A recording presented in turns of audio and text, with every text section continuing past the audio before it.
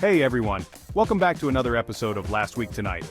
Buckle up because today we're mixing ancient myths with modern memes. This week we're diving into the profound and the pointless, the myth of Sisyphus. You might think ancient myths are just dusty old stories, but trust me, this one has some serious modern-day vibes. It's like the original Netflix series, but with more togas. Picture this, Sisyphus, king of Ephyra, ancient Greece's biggest troll. He wasn't just any king, he was the master of mischief, the original prankster. Think of him as the ancient Greek version of a YouTube prankster, but with less clickbait. This guy was notorious for his cunning, outsmarting the gods not once but twice. Imagine having the audacity to trick the gods themselves. That's like outsmarting your boss and getting away with it, twice. And you thought your office pranks were legendary. Think Loki, but with better hair and a worse PR team. He had the charm, the wit, and the looks, but boy did he make some enemies. If only he had a good social media manager. His crimes? Let's just say he wasn't big on following the rules. He cheated death, chained up Thanatos, the god of death, and even tricked Hades. This guy was the ultimate rebel. Basically, he was the guy who'd jailbreak his iPhone and then brag about it. Naturally, this ticked off the big guy downstairs. Hades, not Satan, this is Greek mythology, people. Hades was not amused, and when gods get mad they get creative with their punishments. Think of it as divine DIY. His punishment? Oh, just a casual eternity of pushing a boulder up a hill, only for it to roll back down every single time. Imagine the frustration, the endless cycle of effort and failure. It's like trying to fold a fitted sheet, forever. Talk about a bad Monday. Every time he thought he was making progress, bam, back to square one. It's the ultimate exercise in futility, like trying to find a parking spot at the mall during the holidays. But honestly, haven't we all been there? We've all faced those moments where no matter how hard we try, we just can't seem to get ahead. It's like life is one big game of whack-a-mole. Sisyphus, the OG influencer, stuck in a content creation loop, forever chasing that elusive viral moment. He was the original content creator, always pushing, always striving, but never quite making it big. So next time you're feeling stuck, just remember even the gods had their struggles. And hey, at least you don't have to push a boulder uphill for eternity.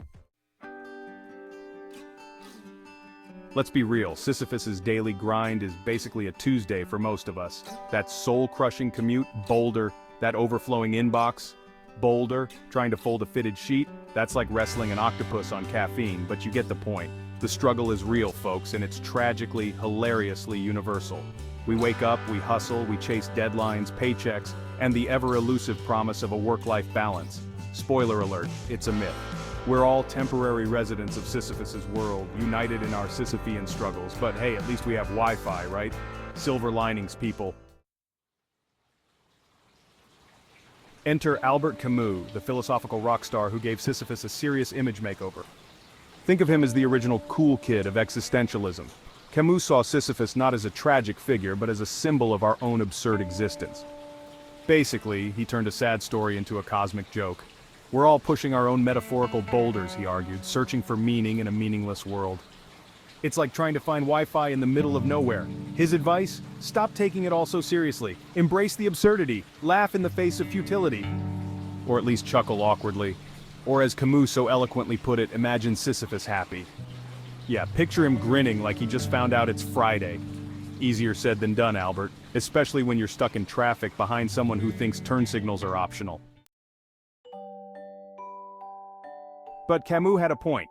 Humor is our secret weapon against the existential dread.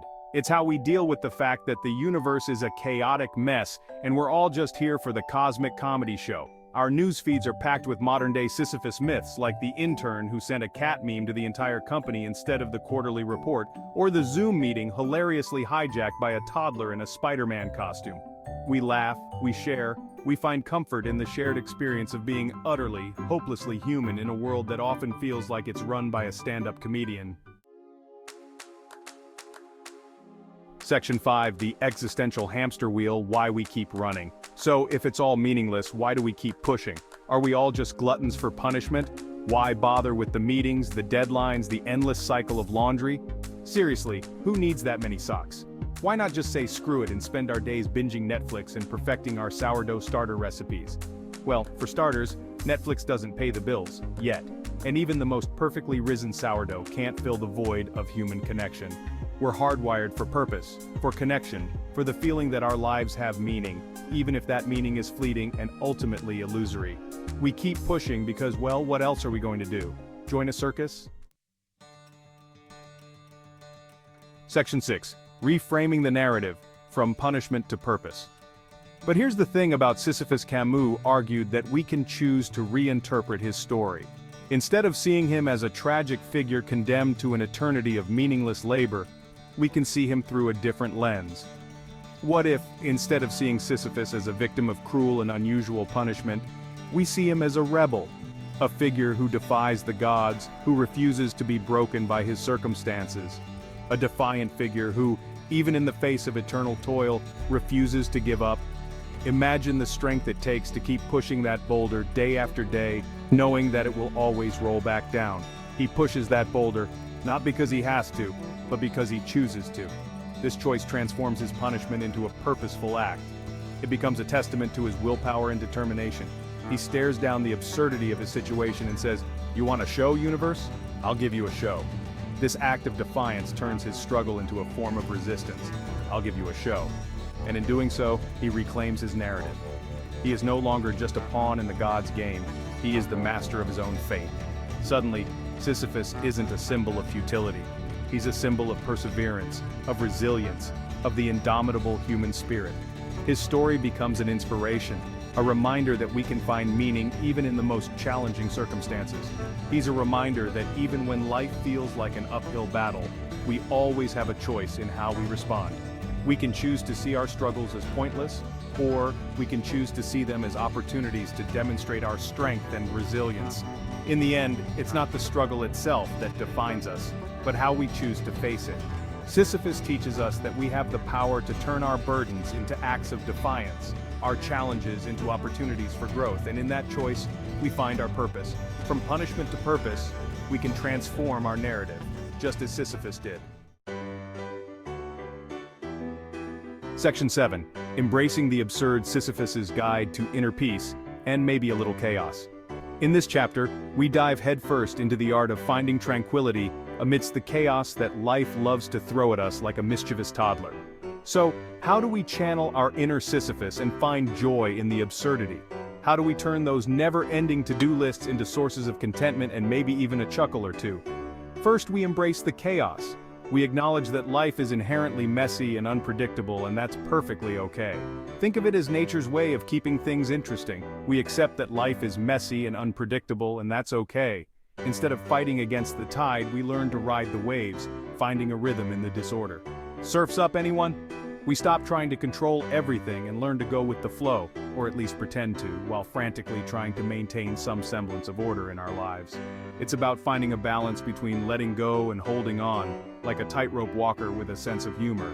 Second, we find humor in the mundane. We learn to laugh at the little things that go wrong, turning mishaps into moments of joy. Spilled coffee, instant comedy gold. We laugh at our mistakes, understanding that they are part of the human experience. After all, who hasn't accidentally texted the wrong person? We find joy in the small things, like a blooming flower or a beautiful sunset, appreciating the simple pleasures that life offers. And hey, at least flowers don't judge us. We celebrate the fact that we haven't accidentally set our kitchens on fire, today at least. And most importantly, we cherish these small victories. High five for not burning toast. We remember that we're not alone in this. We are all navigating this absurd, wonderful, and sometimes terrifying journey together. Misery loves company, but so does laughter. We're all in this absurd, wonderful, terrifying journey together. By embracing the chaos and finding humor in the mundane, we can achieve a sense of inner peace, even if it's just a fleeting moment in the grand scheme of things. So, let's laugh our way to tranquility, one spilled coffee at a time. Section 8. The grand finale. Keep pushing, but make it a party. Sisyphus, the OG hustler, may be stuck in his eternal grind, but we don't have to be. We can add some confetti and a disco ball. Let's take a page from Camus' book and choose to find joy in the absurdity. And maybe a margarita. Let's embrace the chaos, find humor in the mundane, and support each other through the inevitable ups and downs of life. Because who doesn't love a good laugh? After all, we're all pushing our own boulders, so we might as well make it a party. Bye, OB. Bring your own boulder. And that's the show for this week, folks. don't forget to tip your narrator. Until next time, keep pushing those boulders, but maybe invest in a good pair of shoes and some noise-canceling headphones. You deserve it, and maybe a foot massage.